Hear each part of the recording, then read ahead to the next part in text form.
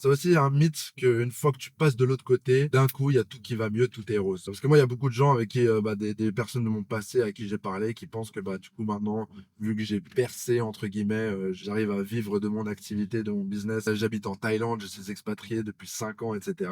Les gens pensent que, tout est rose dans ma vie. Eh bien, non. On pense même que c'est limite plus difficile parce que moi, je suis tellement ambitieux que je suis constamment frustré, du manque de résultats que j'ai et que moi, personnellement, même si je suis plutôt bien financièrement, je me considère encore pauvre parce que les personnes à qui je me compare sont riches. Et souvent, c'est ça le discours qu'on me fait, c'est t'es pas pauvre, mec. T'es riche. Regarde tous les gens de ton âge, regarde tous les gens qui sont en France, qui galèrent et tout.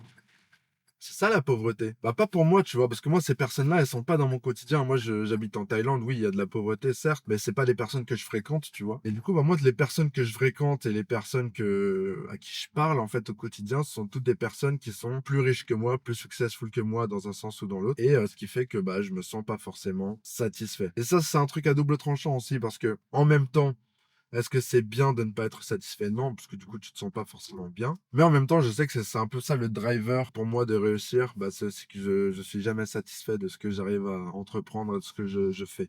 Donc, c'est à double tranchant. C'est sûr que franchement, la vie, elle pourrait être très bien aussi si j'étais juste satisfait d'avoir un boulot qui me plaît, que j'étais juste content dans ma vie et que j'avais pas forcément besoin de plus. Mais bon, pour moi, il est aussi là le challenge de me surpasser continuellement, de toujours vouloir plus, de toujours vouloir faire plus. Mais à un moment donné, je pense que je vais aussi me dire, bon, là, enfin, j'espère du moins que ça va se passer comme ça. Bon, un jour, je vais me dire, bon, là, j'ai suffisamment d'argent coffré et investi pour même prendre un an de retraite et de partir en voyage et tout. Mais bon, pour l'instant, on est encore à la stade charbon. Faut que je fasse des sous, faut que je fasse rentrer de l'argent et puis c'est tout. Donc bref, fin de la vidéo. J'espère qu'elle t'a plu.